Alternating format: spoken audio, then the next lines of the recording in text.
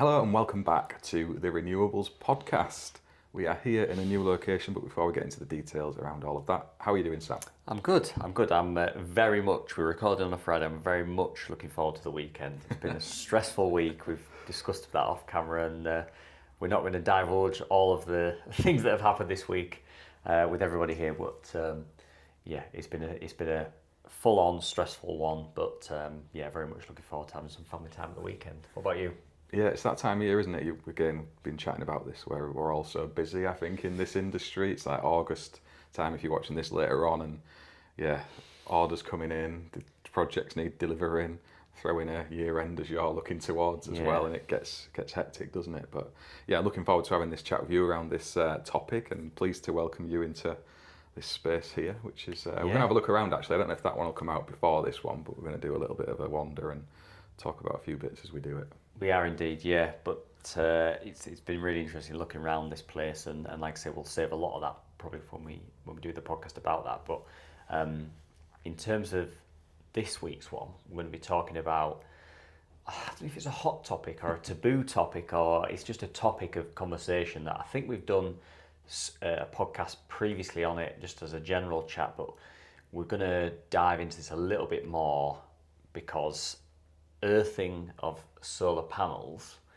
is a difficult taboo subject that I think we do need to start talking about a little bit more seriously now that solar PV is becoming so much more popular and is on so many more properties, and also electricians that don't do solar are going to come across this a lot more, and we need to start having that conversation to make sure that people are fully informed, that we're fully informed as well as installers as to what we should be doing, and also potentially the changes that might need to come into play to make it clearer to everybody out there what we should be doing now. Yeah, I think you're dead right. It is like, it's not a hot topic, it is a taboo topic. That's exactly what it is. And I think a lot of the technical managers of industry see it the same. I think we all have our views on it and know roughly what's needed, but pinning your stripes to the mast on it is a difficult one, because there are some different variations in how this kit gets installed, how it gets maintained afterwards, and as you've said, who's going to be around it. And yeah, there's good guidance as you've got on your knee in front of you there around bits and pieces of this. But I think as installers as well, we're all like, oh well, it would be alright, we just park that away, it's on the roof. Who needs to worry about earthing and bonding? No one's ever going to touch that, when really they maybe could. Yeah, and I think we'll go into all of that, won't we? I think we need to really discuss what the potential risks are, who's going to come into contact with this stuff, and maybe a way forward. But I think it'd be good to start right at the beginning in terms of like, what do we need to consider when we're doing these installs, when we're at that design stage, and more importantly the pricing stage of all this sort of stuff, because that's the point where you've got the chance to nail what you're going to do. You got the opportunity to price in the right equipment, set the plan right from the start based on how you're going to deliver this project. And I suppose that comes down to, for everybody watching or listening, this is the Code of Practice from the IET, the second edition for grid connected solar PV systems or photovoltaic systems. So we're looking currently on page 68 about frame earthing and bonding arrangements, and there's a little bit of a matrix discussing how, when you're looking at a system, how we decide whether or not it should be bonded, functionally earthed, because there's a few different ones in there. There's equipotential, the frame should be equipotentially bonded. There's frame array earthing. There's lightning protection earthing, and then there's functional earthing. And there's a lot in there for us as Sparkies out there going, right, well, how the heck do we decide what we do here? So it's a tricky one to navigate, isn't it? It really is, especially when we've got different places this kit's installed, like ground mount, roof mount. Some of it might be at great height as well, and the lightning protection definitely comes into play in those circumstances. And yeah, fundamentally with the bonding, we're kind of in that world of your extraneous and exposed conductive parts as we're used to as electricians with AC, and there's a lot of solar PV gear is class 2 by nature, the majority of it. As long as you're not putting your inverters on there, it's probably not going to be either of those two things. So then you're back towards maybe the functional earthing side of it. This is discounting ground mount systems for the minute, or your lightning protection. They're the two that kind of come into play with your atypical house roof. But there are circumstances, and we've chatted off camera about this, with Velux windows and stuff as well, and accessibility for window cleaners with aluminium poles and things. And we've had this emergence. The thing that really spiked my interest with earthing and bonding was a video that Napit shared around parasitic coupling of panels, where you were getting AC voltage on the array framework, which was class 2 panels. The inverter wasn't anywhere near it, and you could feel and touch that. And I just thought, that doesn't seem quite right. Whatever you should or shouldn't be doing, as the regs books are telling us, why don't we just earth all this stuff, was my initial reaction. Yeah, and that's kind of before we started this podcast, that was kind of, as I was refreshing myself on this, because I've looked for this book all day, and you, thankfully you have it. It's actually in the footwell of my van. So, as most regs books and on-site guides, Where they belong. where they belong until you're scratching around looking for them. But it's whether or not we need to have a fundamental shift on how we look at earthing and bonding of panels now, and it comes back down to what the regulations say at this point, but also where the regulations potentially need to be pushing us towards. And I think it's always handy to kind of refresh ourselves on what an extraneous conductive part is, because I know I need refreshing now and again between those. You're up on all this stuff at college, and then when you're doing a bit of research for a job, you're like, oh yeah, that all makes sense. But I don't think there's any shame in trying to refresh yourself on this. So I'll read this little bit from the guidance for an extraneous conductive part. Then on the following page, it's got an exposed conductive part. So I'll read those two for clarity on that. So an extraneous conductive part is defined in BS 7671 as a conductive part liable to introduce a potential, generally earth potential, and not forming part of the electrical installation. Isolated metal objects such as door handles are unlikely to be extraneous conductive parts. So this will follow on, but this helps us here. So IET Guidance Note 8, Earthing and Bonding, contains details on how to test a part to determine if it should be considered an extraneous conductive part.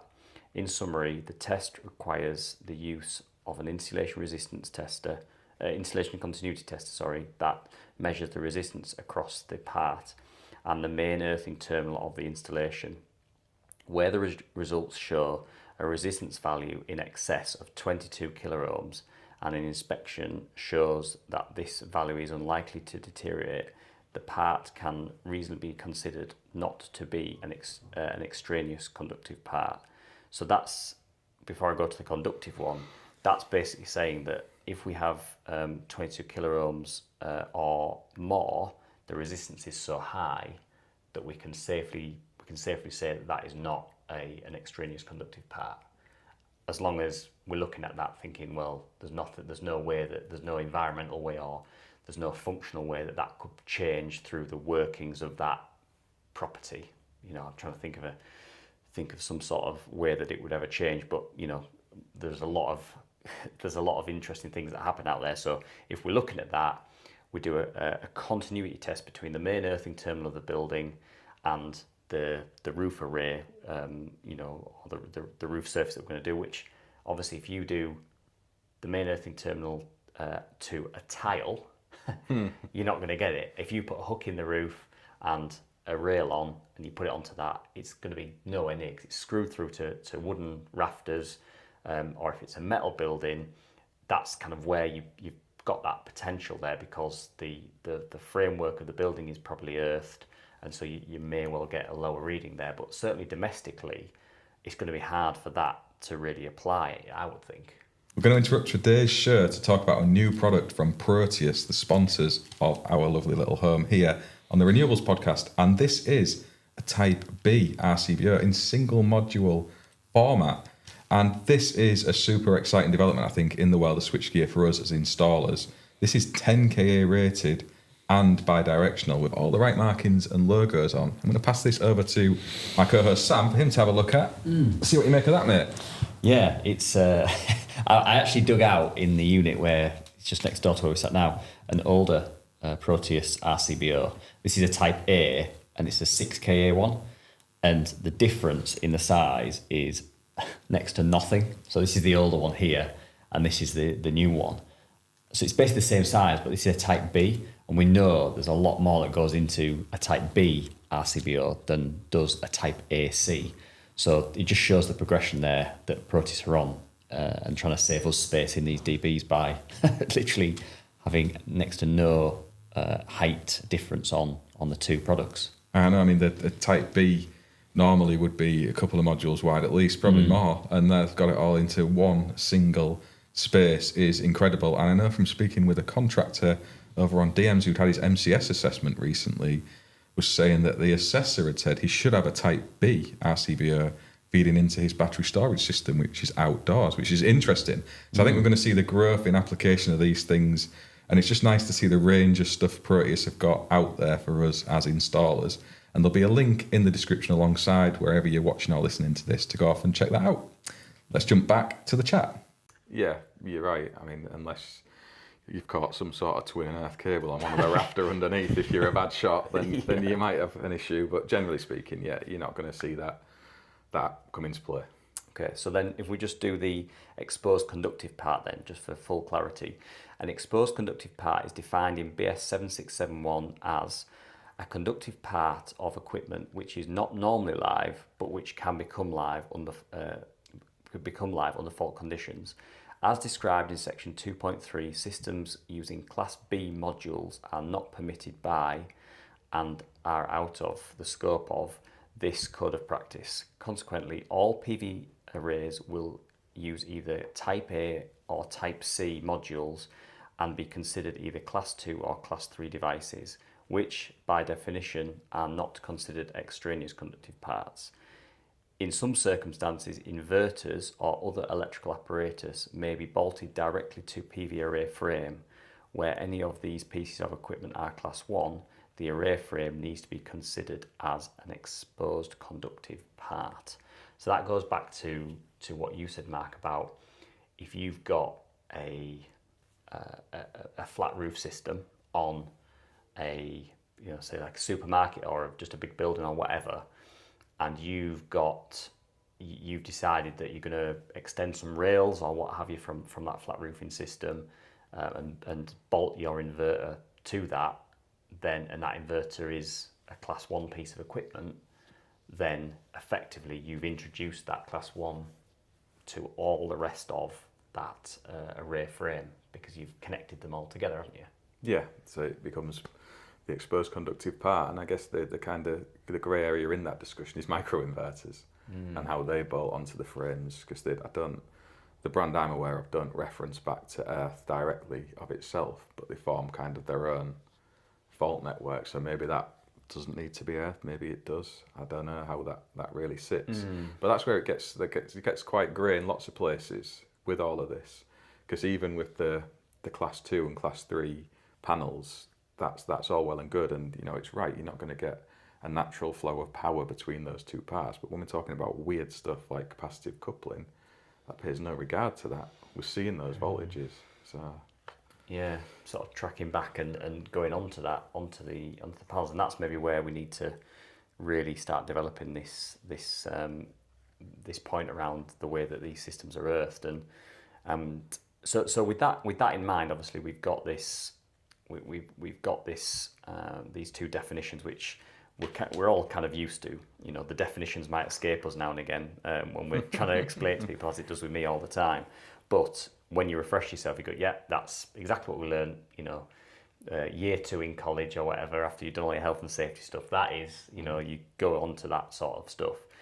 But then you start introducing these scenarios where you could potentially start looking at this first definition, this extraneous conductive part, and go, okay, well, it's up there, it's two stories up, there is a Velux window there, and there's a radiator right underneath that Velux window, which can be very tempting for, Mr. or Mrs. Smith, when they're wanting to save some money and clean the panel themselves, to open that Velux window and start cleaning the panels.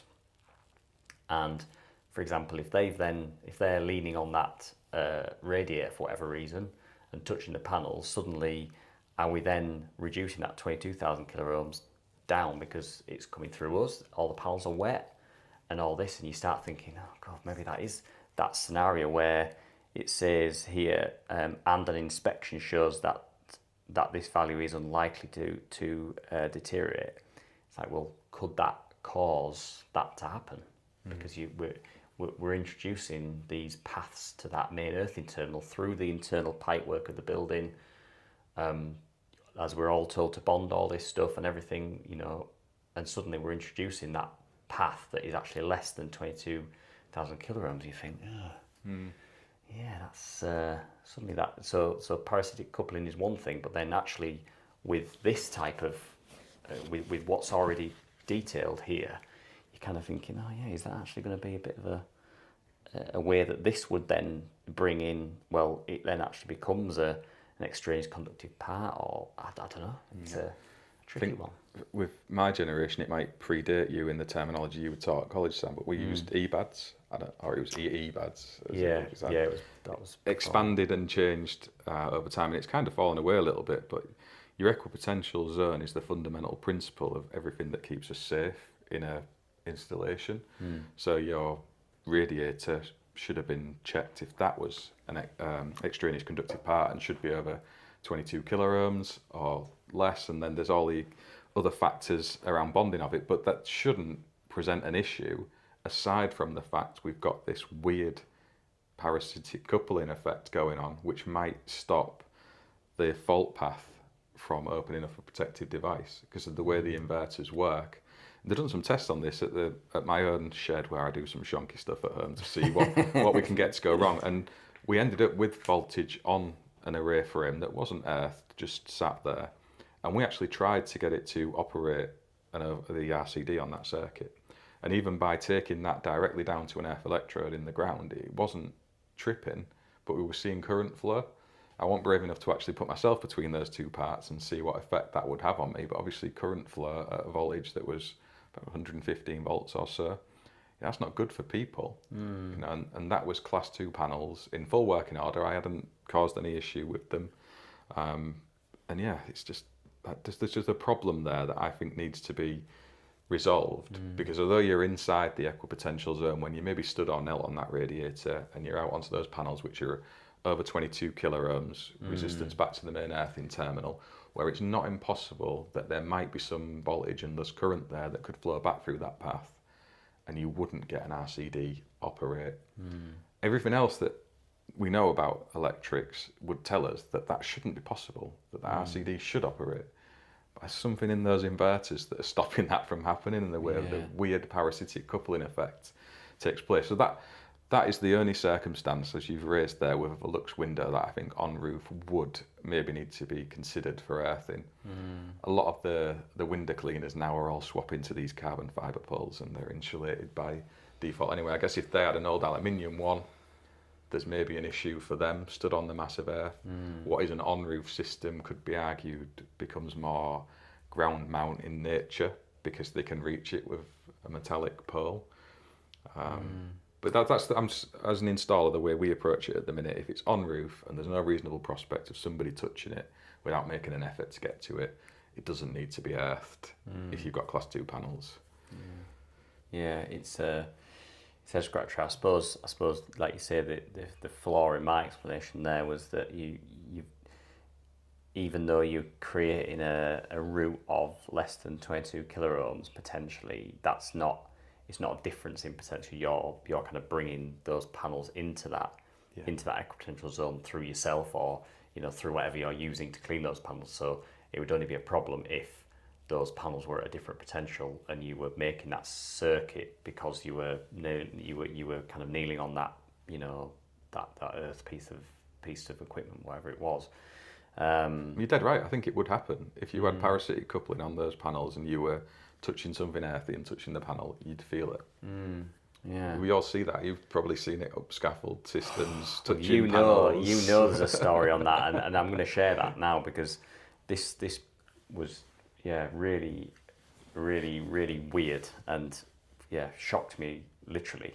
So we quoted to remove a lot of panels on a house roof, and because the roof was absolutely knackered, and they wanted us to come and take this old feed-in tariff system off. They were going to re-roof the roof, and then we were going to put it back on. So that was fine. We did all of that, and we also said, look, we'll clean the panels at the same time. So we did.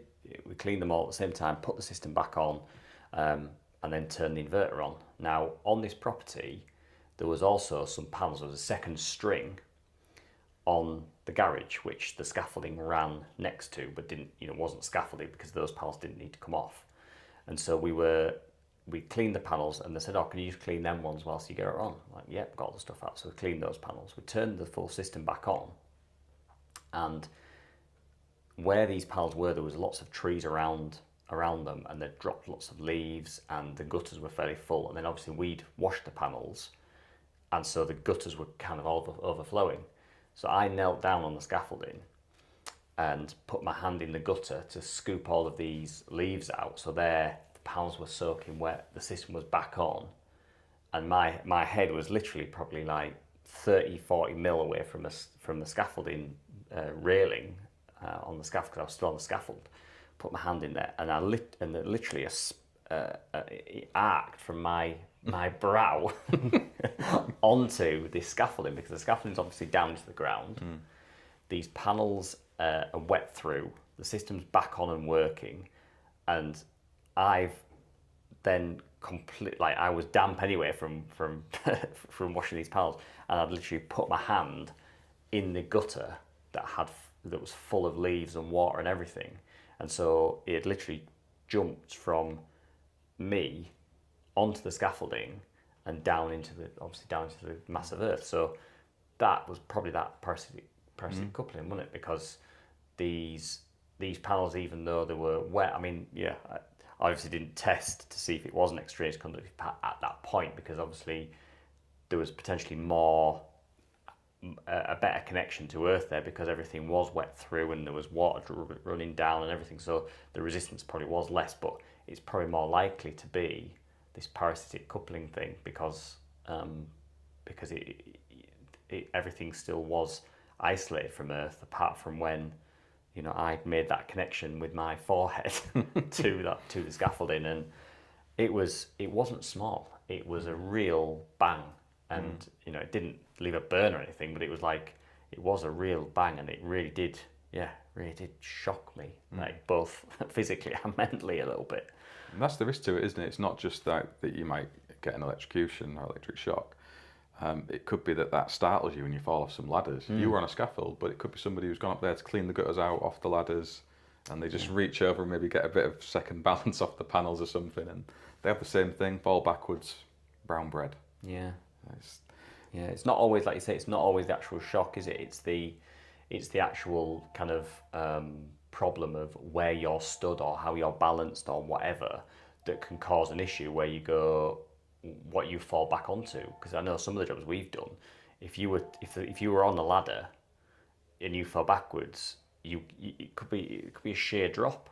Yeah. A job we just done in Halifax, like if you fell off that roof near the gutter level, then you'd fall maybe 3 stories, something like that, and that's not ideal, to say the least. Far from it, and it all leads back to sort of the question of, why don't we just earth this stuff anyway? Why not just earth all the rails and panels regardless of whether they're extraneous and exposed? And again, I think back to times of game when I first started in the trade, where we'd bond radiators through bathrooms, join it into the mirror sometimes if it was metal, basically anything in a metal. If we could get a bonding clamp on it, it was having one. Yeah. And we kind of moved away from that, as I guess as RCDs became more common. We put our trust in those to protect people when they're wet and in bathrooms. But maybe we need to revisit that as a chain of thought around our PV systems. I guess the second thought coming off that is that you could potentially have DC then start presenting itself back in the earthing system when there isn't a fault on the AC side. But it could be, I don't know, a bird drops a rock on the panels, ends up having the DC somehow getting into that earth, the rear framework, to then work its way back into all of your stuff. Yeah. So you try and solve one problem but make another. Yeah, but is that what we're looking for on the ground fault indicators and things like that? And so maybe that having that happen is better than it sat there waiting for somebody to actually make that connection. Because obviously, if you've got that problem up there anyway of that bird dropping that rock and it has made the array frame live on the DC side, then maybe we should be going, well, we want the inverter to see that as soon as possible and present that as a fault, rather than just leaving it isolated on there to then be found by Joe Bloggs that goes and wants to go and clean their panels. So yeah, I wonder if it's... That's where it comes back to one of the other points of earthing that is mentioned in that book, Sam. So we've got the lightning protection, which I think we can leave out for now because It's more that's like a specialist, specialist Yeah. kind of area. But your functional earthing, as they're terming it in there, that can definitely play a part when we're looking at things like your ICMs and stuff who are, monitoring for that kind of fault happening in a system and then shutting the inverter down. That could be an optimizer, a microinverter, some specialist bit of kit that you've got in there as well that can do that. And that would need a functional earth to the rail. And there's actually an angle for discussion there around PV Ultra SWA as well. And lots of people getting a bit upset whether you should or shouldn't earth that. That was one of the things that I referenced in my kind of musings about it, that if there was a potential path there for protective devices to be triggered, as long as they were triggered, it doesn't really matter. You just want that to happen. You want the power to go off, don't you? Yeah. And that's the same way the functional earth would work with your array framework. It enables that shutdown. So it's not bonding, it's not part of your exposed conductive parts, but it is there to operate a protective measure. I think that comes down to, because obviously on the AC side, we earth things to activate a device. We're quite, as electricians, we're quite happy with the whole RCD side of things, and there's no real resistance to putting these things on pieces of equipment. There's obviously issues with doing that on pieces of equipment like inverters and batteries for nuisance tripping and all the rest of it, with them being quite leaky. But a lot of these pieces of equipment have these RCMs built in, these kind of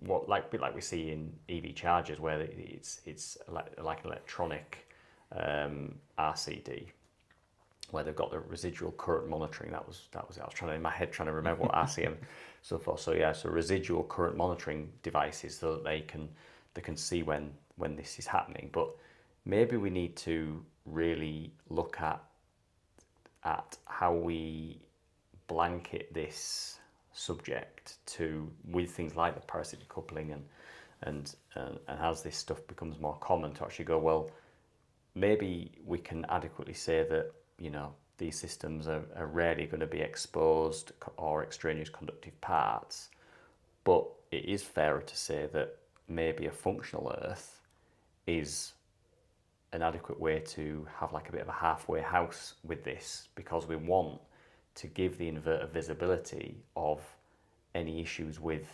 the panels. I mean, we've done quite a few inspections this year of not like megawatt systems, but 30 kilowatt systems, 40 kilowatt systems, 50 kilowatt systems, where even domestic systems where you go onto that flat roof and there's just MC4s that are just sat in puddles. And you're like, well, hang on, that one's sat in a puddle. There's another one sat in the puddle over there. When this rains, if that's the pos and that's the neg, and you start having these, like, what happens to all of this? This is and these are all very accessible because the people are literally walking out onto the flat roof to have a look at these, or they're just going up a little ladder to have a look at them. And I dare say that flat roof systems are even easier for homeowners to clean themselves, or business, building management companies to send Joe Bloggs up there to clean themselves, because they don't need long telescopic brushes or anything. They just need a bucket and a sponge kind of thing. And so that then opens up that conversation. Well, should we be really making sure that these types of systems are adequately seen by the inverter, that there is a problem, but it's making sure that how that inverter sees that problem is kind of standardized, so that if we standardise functional earthing, we also standardise, like RCDs, what should be in place to make sure that that problem is seen by the inverter. Yeah, that makes sense. I think, having that in there for some sort of reference to enable the inverter to switch off is a good thing to do. And you're dead right when you're looking at on roof. We're looking at roofs for houses and think no one's ever going to get up there, but it could be there's a flat roof that they might want to go on, a garage or whatever. It doesn't have to be a commercial premises, and they might go and put themselves among the panels, and it could be that there's a metal drain pipe that's in contact with the mass of earth, and because that doesn't maybe enter the house because it goes through in a plastic pipe, it's never been seen as an extraneous part and bonded. If that metal pipe had gone inside the house, technically speaking, that should have a bond on it if it's under 22 kilograms, but if it's going through in plastic, it wouldn't. They touch that, just leaning up against the wall, they touch the panels, and these kind of crazy, silly things can start happening. So I think it makes a lot of sense that we do really look at this, and we can use the regulations to argue a case one way or the other. I think we're at that stage now with a lot of this technology where we just need to say, whatever the regs are telling us, having some sort of means of earthing around the solar panels, wherever they are, does make sense. It just goes back to like that risk case analysis, and I think MCS have a chart as well as what's in here that enables maybe a better understanding of doing that or not. And I think in most cases, if you're on roof, that determination is you don't need to earth it using that chart. But there's ground mount as well, which is a total other kettle of fish again, isn't it? It's like that brings up other issues because by nature a lot of that is in the massive earth in the frame mounting. Thank you for listening. If you would like to continue this chat, it is available on our Spotify subscribers option and will be out to all listeners the following week this episode's release. We put new episodes out every Thursday at 6 a.m. and Spotify subscribers get access to the week ahead. Thanks to all for listening. Please don't forget to subscribe to the show and leave comments.